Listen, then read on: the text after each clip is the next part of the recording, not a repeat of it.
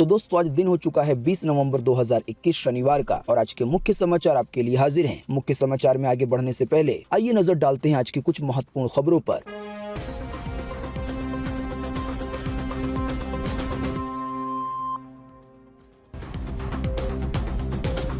किसानों से जुड़े तीनों कृषि कानून को लेकर पीएम मोदी ने किया बड़ा ऐलान, सरकार वापस लेगी सभी कानून। तीनों कृषि कानूनों का वापस लेना कंगना रनौत को नहीं आया पसंद, फिर से विवादित बयान देते हुए कहा कि ये पूरा भारत देश ही जिहादी है। किसानों से जुड़े कानून के वापस होने पर कई राजनेता समेत बॉलीवुड के कई सितारों ने दी है अपनी प्रतिक्रिया। एक नेता ने कहा, मोदी के अहंकार ने 700 किसानों की जान ले ली। देश के तमिलनाडु और आंध्र प्रदेश में भारी बारिश की वजह से मची तबाही, पानी के तेज बहाव में बही कई सड़कें, कई गाड़ियां और कई सारे पेड़ पौधे भी। वहीं 10 लोगों को बचाया गया हेलीकॉप्टर की मदद से। बीते रोज 19 नवंबर को 18 मिनट तक पीएम मोदी ने किया पूरे देश को संबोधित, यानी दिया नया भाषण।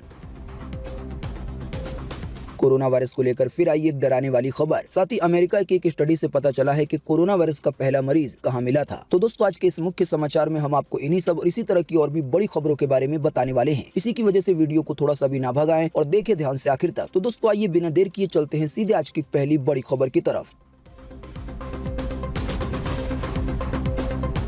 फाइनली 14 महीने के बाद तीनों कृषि कानून हुए वापस, किसान जीते सरकार हारी। बीते रोज गुरु नानक की जयंती के मौके पर पीएम मोदी ने खुद किया कानून वापसी का ऐलान। जी हां, किसानों की जिद के आगे आखिरकार मोदी सरकार को झुकना पड़ा है। जानकारी के मुताबिक प्रधानमंत्री नरेंद्र मोदी ने तीनों विवादित कृषि कानून को वापस लेने का फैसला किया है। इस ऐलान के लिए दिन चुना गया प्रकाश पर्व का, यानी कि गुरु नानक की जयंती का। पीएम मोदी ने अपने संबोधन में कहा कि सरकार ये कानून किसानों के हित में नेक नियति से लेकर आई थी, लेकिन हम कुछ किसानों को समझाने में नाकाम रहे। इसके अलावा पीएम मोदी ने कहा कि साथियों, मैं देशवासियों से क्षमा मांगते हुए सच्चे मन से और पवित्र हृदय से ये कहना चाहता हूँ कि शायद हमारी तपस्या में ही कोई कमी रह गई, जिसके कारण मैं कुछ किसानों को समझ नहीं पाया। फिर आगे प्रधानमंत्री ने कहा कि मैं आंदोलनकारी किसानों को घर लौटने का आग्रह करता हूँ। साथ ही पीएम मोदी ने अपने संबोधन में इस बात की जानकारी भी दी कि इस महीने के अंत में जब संसद का सत्र शुरू होगा तो इसी में इन तीनों कानूनों को वापस लिया जाएगा। दोस्तों आप नहीं जानते तो आपको बता दें कि अभी हाल ही में पिछले साल 2020 के सितंबर के महीने में भारत सरकार की तरफ से किसानों को लेकर 3 कानून लाए गए। कई किसानों ने कानून को अच्छा कहा तो कई किसानों ने कहा कि कानून वापस होना चाहिए और इसी की वजह से आंदोलन शुरू कर दिया। शायद आपको जानकर हैरानी होगी कि इन तीनों कृषि कानून को लेकर अभी तक आंदोलन चल रहा है, यानी कि लगभग 1 साल से। जानकारी के तहत इस आंदोलन के दौरान लगभग 700 किसानों की जान जा चुकी है। जाहिर सी बात है, सरकार के कानून वापस लेने से किसानों में खुशी का माहौल है, लेकिन इसी के बीच कई दिग्गज राजनेता और बॉलीवुड की कई बड़ी हस्तियों ने अपनी प्रतिक्रिया दी है और बॉलीवुड की पंगा गर्ल कही जाने वाली ने तो हटके ही बयान दिया है। तो आइए सबसे पहले जानते हैं कि बॉलीवुड की हस्तियों ने कानून के वापसी पर क्या कहा है अगली खबर में।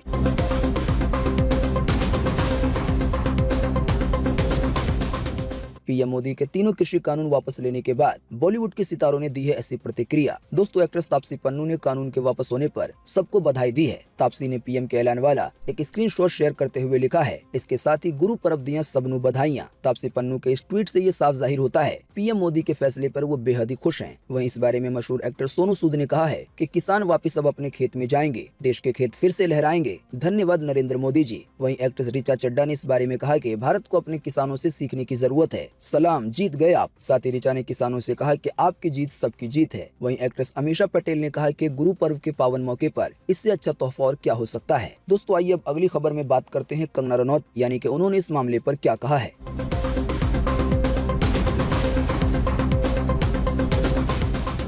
कृषि कानूनों की वापसी पर भड़की कंगना रनौत, बोली कि ये भी एक जिहादी देश है, यानी कि भारत। जी हां, तीनों कृषि कानून वापस होने पर ट्विटर पर बैन हो चुकी कंगना रनौत ने अपने इंस्टाग्राम पर लिखा है, दुखद, शर्मनाक और सरासर गलत। यानी कानून वापसी के फैसले को कंगना रनौत दुखद, शर्मनाक और सरासर गलत बता रही हैं। साथ ही अपने इंस्टाग्राम पर कंगना रनौत ने यह भी लिखा कि अगर संसद में बैठी सरकार के बजाय गलियों में बैठे लोग कानून बनाना शुरू कर दें तो ये भी एक जिहादी देश है, यानी कि भारत। दोस्तों वैसे देश के लोग कंगना के इस बयान पर ज्यादा हैरान नहीं होंगे, क्योंकि ज्यादातर लोगों को अब तक ये पता चल चुका है कि कंगना इस तरह के बयान देती रहती हैं और फिर गुजरते दिन के साथ लोग इसे भूल जाते हैं। दोस्तों अब आइए अगली खबर में बात करते हैं कुछ दिग्गज नेता की कि उन्होंने कृषि कानून के वापसी के फैसले पर क्या कहा है।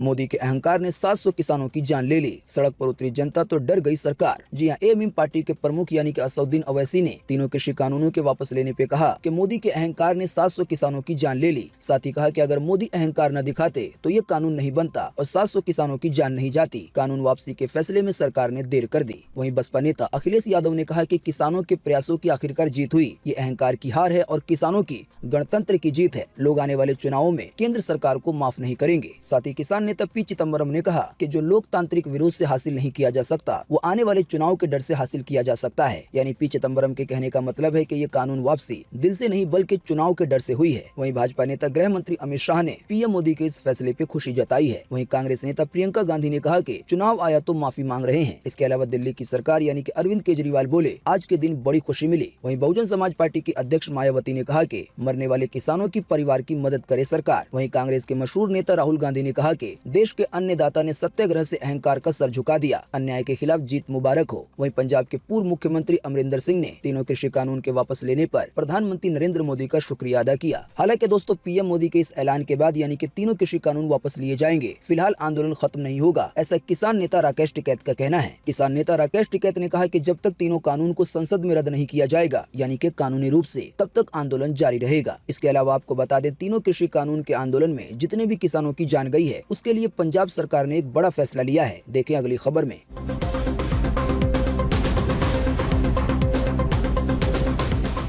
पंजाब के मुख्यमंत्री बोले आंदोलन में मारे गए किसानों की याद में बनवाएंगे स्मारक। जी हां, प्रधानमंत्री नरेंद्र मोदी के तीनों खेती कानून वापस लेने के ऐलान के बाद पंजाब सरकार ने बड़ा दांव खेल दिया है। पंजाब के मुख्यमंत्री चरणजीत चन्नी ने कहा है कि इस आंदोलन के दौरान जान गंवाने वाले 700 किसानों की याद में पंजाब में एक स्मारक बनाया जाएगा, यानी कि इनकी याद हमेशा जिंदा रहे। स्मारक का नाम क्या होगा, इस पर संयुक्त किसान मोर्चा से चर्चा की जाएगी और फिर फाइनल किया जाएगा। चंडीगढ़ में पत्रकारों से बातचीत करते हुए पंजाब के मुख्यमंत्री सीएम चन्नी ने आंदोलन में मारे गए किसानों और खेतीहर मजदूरों को शहीद करार दिया है। तो दोस्तों किसानों से जुड़े कानून वापस लेने पर आपका क्या कहना है, यानी कि आपकी अपनी प्रतिक्रिया क्या है? आप अपना जवाब इसी वीडियो के नीचे कमेंट बॉक्स में जरूर लिखें।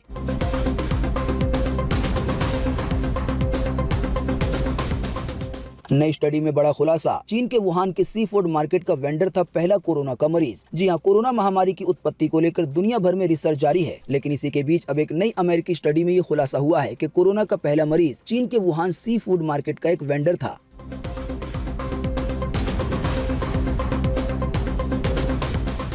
बीते रोज एक बार फिर से मिले 11,000 से ज्यादा नए मामले कोरोना वायरस के, 450 से ज्यादा लोगों की फिर गई है जान। जी हां, बीते रोज लगभग 24 घंटे में एक बार फिर से 11,000 से ज्यादा नए मरीज मिले हैं कोरोना वायरस के। इन नए मरीजों के मिलने के बाद अब हमारे भारत में कोरोना वायरस के टोटल मरीजों की संख्या 3,44,89,623 हो गई है। साथ ही में आपको बता दें कि इन टोटल मरीजों में से अभी तक 4,65,082 लोगों की जान जा चुकी है, जब से भारत में कोरोना वायरस की शुरुआत हुई है तब से लेकर अब तक। साथ ही में आपको ये भी बताते चले कि बीते रोज भी लगभग 24 घंटे में 450 से ज्यादा लोगों ने अपनी जान गंवाई है कोरोना वायरस की वजह से। हाँ, लेकिन अच्छी बात ये रही कि बीते रोज लगभग 24 घंटे में 12,000 से ज्यादा लोग ठीक भी हुए हैं। ठीक होने वाले टोटल लोगों की संख्या अब 3,38,97,921 हो गई है, यानी कि इतने सारे लोग टोटल मरीजों में से ठीक हो चुके हैं। बाकी इसके अलावा जो लोग बचे हैं, जिन लोगों का अभी भी इलाज चल रहा है, तो उनकी संख्या अब हमारे भारत में 1,26,620 हो गई है।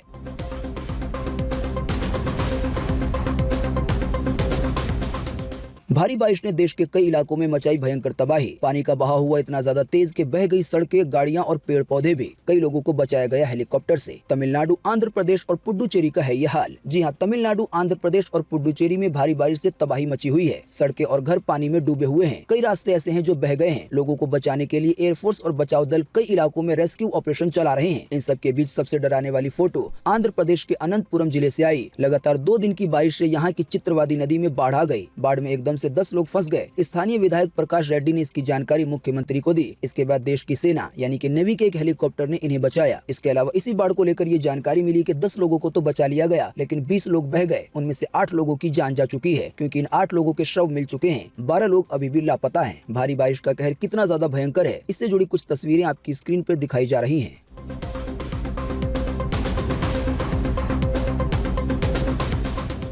आज 20 नवंबर को पूरे देश में ये रहेगा मौसम का हाल। मौसम विभाग ने जारी किया है मौसम का पूर्वानुमान। जी हाँ, मौसम विभाग के अनुसार अगले 24 घंटे के दौरान यानी कि आज 20 नवंबर को तटीय आंध्र प्रदेश में, रॉयल सीमा के कुछ हिस्सों में, दक्षिण आंतरिक कर्नाटक में मध्यम से भारी बारिश की चेतावनी है। इसके अलावा तमिलनाडु में, केरल में, तटीय कर्नाटक में, कोंकण में, गोवा में, साथ ही में मध्य महाराष्ट्र और अंडमान निकोबार द्वीप समूह के भी अलग अलग हिस्सों में आज हल्की से मध्यम बारिश हो सकती है। हालांकि कहीं कहीं के लिए भारी बारिश की भी चेतावनी जारी की गई है। इसके अलावा भी मध्य प्रदेश में, विदर्भ में, मराठवाड़ा में, तेलंगाना में, दक्षिणी छत्तीसगढ़ में, साथ ही दक्षिण उड़ीसा में, लक्षद्वीप के भी कुछ हिस्सों में आज हल्की बारिश के साथ एक दो स्थानों पे हल्की से थोड़ी तेज यानी कि मध्यम बारिश हो सकती है। तो दोस्तों, अभी हमने आपको जिन भी शहरों या जिन भी राज्यों के नाम बताए हैं, इसको छोड़कर पूरे देश में मौसम सूखा बना रहने की उम्मीद है। मौसम की ये जानकारी थी स्काईमेट वेदर की तरफ से।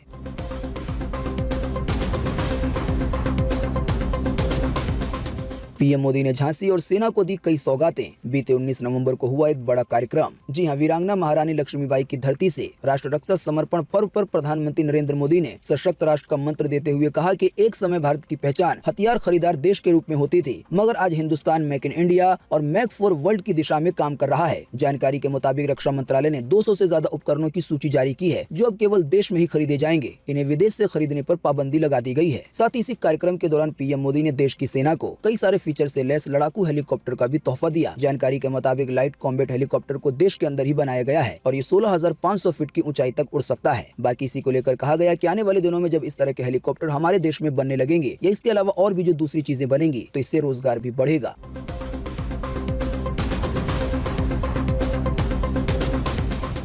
रेलवे का अहम फैसला, ट्रेनों में फिर से मिलेगा पका हुआ खाना। आईआरसीटीसी को दे दिया गया है सर्विस शुरू करने का आदेश। जी हां, देश में कोरोना वायरस संक्रमण में कमी आने के साथ ही ट्रेनों की आवाजाही सामान्य होने लगी है। इसके साथ ही रेलवे की ओर से महत्वपूर्ण फैसले भी लिए जा रहे हैं। जानकारी के मुताबिक अब रेलवे ने एक और अहम फैसला लेते हुए ट्रेनों में पका हुआ भोजन दिए जाने का ऐलान किया है। हालांकि अभी ये नहीं बताया गया है कि ये सुविधा किस तारीख से एग्जैक्ट शुरू की जाएगी।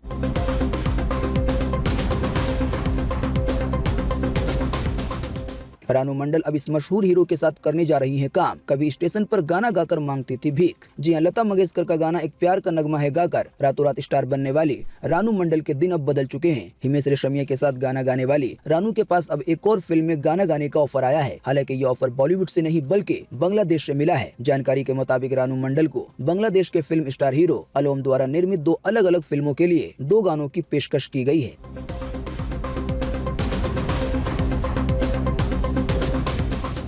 रोहित और राहुल की जोड़ी ने मचाया धमाल। पंत ने छक्का लगाने के साथ ही भारत को बनाया विजेता। बीते रोज 19 नवंबर को न्यूजीलैंड को 7 विकेट से हराकर टीम इंडिया ने जीत ली है सीरीज। जी हां, रांची में खेले गए दूसरे T20 मैच में टीम इंडिया ने न्यूजीलैंड को 7 विकेट से हरा दिया है। 3 मैचों की सीरीज में भारत 2 से आगे है, यानी एक तरह से भारत ने ये सीरीज जीत ली है। टॉस हारकर पहले खेलते हुए न्यूजीलैंड की टीम ने 6 विकेट के नुकसान पर 153 रन बनाए। इसके जवाब में भारतीय टीम ने 17 ओवर 2 बॉल में 3 विकेट के नुकसान पर इस लक्ष्य को पा लिया और इस तरह से इस मैच में और इस सीरीज में जीत दर्ज कर ली। हालांकि इस सीरीज का एक और मैच खेला जाएगा नियम अनुसार।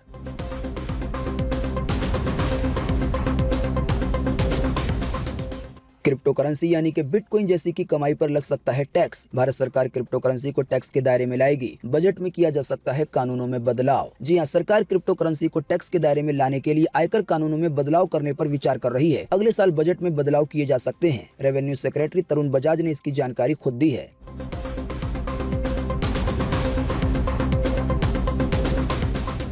यूपी के स्कूलों को छात्रों के साल भर के टेस्ट और परीक्षा के अंक बोर्ड की वेबसाइट पर करने होंगे अपलोड। जी हां, यूपी बोर्ड से जुड़े स्कूलों को छात्रों के जो साल भर के अंक है, इसको माध्यमिक शिक्षा परिषद की वेबसाइट यानी कि यूपी बोर्ड की वेबसाइट पर अपलोड करनी होगी। जानकारी के मुताबिक ये व्यवस्था इस साल से लागू हो जाएगी।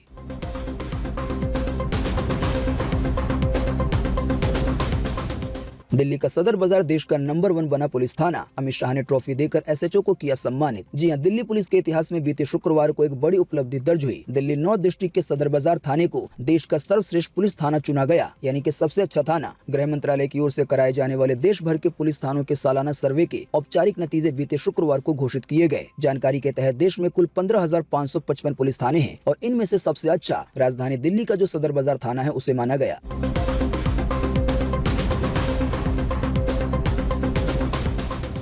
गाड़ी चलाते वक्त मोबाइल फोन का इस्तेमाल होगा गैर कानूनी। सड़क सुरक्षा को बेहतर बनाने के लिए लिया गया है ये फैसला यूके सरकार की तरफ से। जी हाँ, यूनाइटेड किंगडम यानी कि यूके में अब गाड़ी चलाने वाले व्यक्ति द्वारा किसी भी काम के लिए हाथ में मोबाइल फोन का इस्तेमाल करना भारी पड़ेगा। जानकारी के मुताबिक यूके की सरकार ने बीते शुक्रवार को मौजूदा सड़क सुरक्षा के नियमों को और मजबूत करने का ऐलान करते हुए कहा है कि किसी व्यक्ति को ऐसा करते हुए पाए जाने पर, यानी किसी भी काम के लिए गाड़ी चलाते वक्त अगर कोई व्यक्ति फोन चलाता हुआ पाया जाता है तो इसे गैर कानूनी माना जाएगा और 2 बार पकड़े जाने पर लाइसेंस ही रद्द कर दिया जाएगा। दोस्तों, अगली खबर के बारे में बताने से पहले आपके लिए एक बड़ा सर्वे और एक बड़ा सवाल इसी खबर से जुड़ा हुआ। दोस्तों, अगर आप इस सर्वे में हिस्सा लेंगे और इसका जवाब देंगे तो इससे बहुत कुछ पता चलेगा। आपको इसी वीडियो के नीचे कमेंट बॉक्स में कमेंट करके बताना है कि गाड़ी चलाते वक्त मोबाइल चलाने को लेकर जो यूके का कानून आया है, तो क्या कोई इस तरह का कानून हमारे भारत के लिए भी आना चाहिए? इस पर आपकी पर्सनल राय क्या है? फटाफट से आप अपना जवाब इसी वीडियो के नीचे कमेंट बॉक्स में लिख डालिए। साथ ही आपको बता दें, हमारे चैनल पे जो ऑफर चल रहा है उसमें हिस्सा लेने के लिए सर्वे का जवाब देना जरूरी है।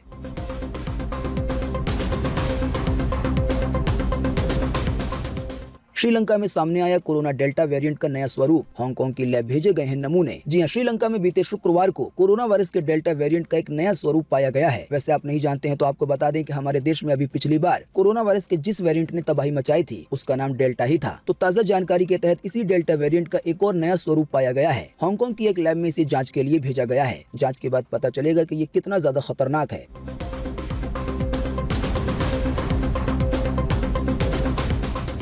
आगरा में हुआ दर्दनाक हादसा। 100 फीट गहरे कुएं में गिरी 2 बच्चियां, एक की हुई मौत तो दूसरे की हालत है गंभीर। जी हां, आगरा के गांव गढ़कापुरा में खेलते समय 100 फीट गहरे सूखे कुएं में 2 बच्चियां गिर गईं। जब वो काफी देर तक घर नहीं पहुंची तो परिजनों ने खोजबीन शुरू की। बच्चियां सूखे कुएं के अंदर मिली। जब उन्हें बाहर निकाला गया तो हादसे में एक बच्ची की मौत हो गई, जबकि दूसरी बच्ची अस्पताल में भर्ती है और हालत काफी गंभीर है। दोनों की उम्र 4 साल बताई जा रही है।